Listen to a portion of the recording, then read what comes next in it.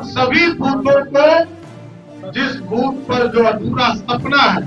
उस गांव का विकास, उस टोले का विकास, बिहार के जो नौजवान हैं उनको एक एक परिवार को किस तरह रोजगार मिल सके,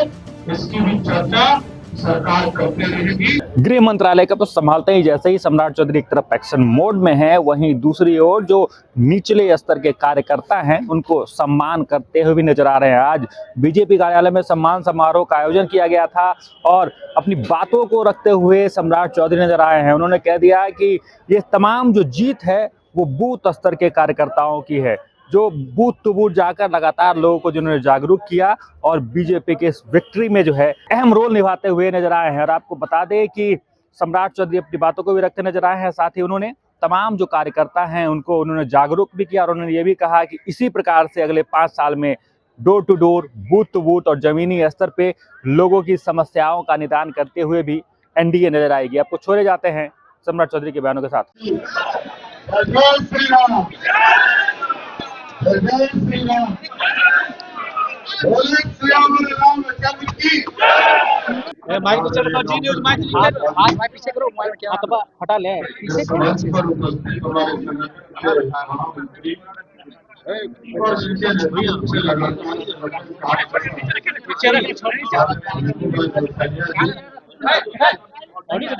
राष्ट्रीय स्तर से इस पूरे बूथ की चिंता करने के लिए सहयोगी के तौर पर अवधेश जी हमारे प्रदेश के पूरी तरह इलेक्शन को लगातार कई चुनाव से मॉनिटरिंग करने का काम राधिका रमन जी,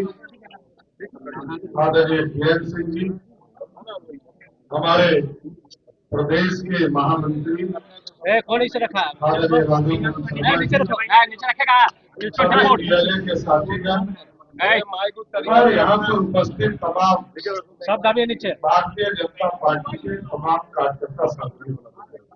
मैं सर्वप्रथम सभी बीएलए वर्ग के साथियों को विशेष तौर पर धन्यवाद भी देना चाहता हूँ, शुभकामना भी देना चाहता हूँ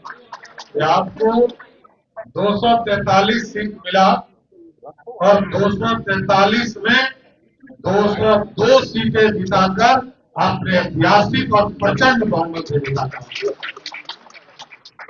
और याद कीजिए साथियों, चुनाव के पहले जब हम कहते थे कि 200 सीटें जीतेंगे तो महागठबंधन के लोग कहते थे इस तरह का बयान कैसे आ सकता, लेकिन आपकी ताकत थी, भारतीय जनता पार्टी एनडीए के लोगों की ताकत थी, जो नीचे से फीडबैक आता था। और जब पहला फेज का चुनाव खत्म हुआ तो मैंने गर्व से कहा मेरे को तो लगभग 88 सीटों का एक्सपीरियंस मिला था। हम लोगों को 3 बजे तक जो फीडबैक मिला था, 88 सीटें, 121 में 88 सीटें का कंफर्मेशन मिला था और कुछ सीटों पर हम कम वोटों से जीतने वाले, लेकिन बिहार में एनडीए की सरकार ने काम किया और पहला फेज में मैंने कहा था 100 सीट जीतेंगे, जनता ने 102 सीटें पहला फेज में जिताने का काम किया। इसलिए साथियों, ये हमारा बूथ का मैनेजमेंट, बूथ पर काम करने का तरीका और ये संगठन की पार्टी, यहाँ कोई भी बड़ा नेता पहले बूथ पर काम करता है, तब जब बड़ा नेता, तब बाद में बड़ा नेता होता है। और आप तमाम साथियों को विशेष तौर पर धन्यवाद देता हूं कि आपने अपने सभी बूथों पर अच्छे से कैटेगराइज किया, ABCD के तौर पर, कहां वोट बढ़ाना था, 10% वोट बढ़ाना था,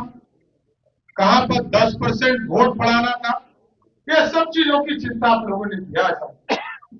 और विशेष तौर पर क्योंकि आज जनमत एनडीए के साथ है, मोदी जी और नीतीश कुमार के नेतृत्व में एनडीए को मिला है, अब इसका दूसरा पड़ाव शुरू होता है साथ। अब जनता की आकांक्षाओं को पूरा करने के लिए जिस तरह अभी तक हम लोगों ने बूथ पर अपने संगठन का काम को बढ़ाया है, ये जरूर हम लोगों को करना होगा। आदरणीय अध्यक्ष जी यहाँ बैठे हैं, संगठन महामंत्री बैठे हैं, हम सभी बूथों को जिस बूथ पर जो अधूरा सपना है, उस गांव का विकास, उस टोले का विकास, उस सपने को भी साकार करने में ये पूरी तरह आप PLA 1 इसमें सहयोग करने का काम कीजिएगा। इसलिए अब तो काम करना है, अगला 3 साल कोई चुनाव नहीं, लेकिन हम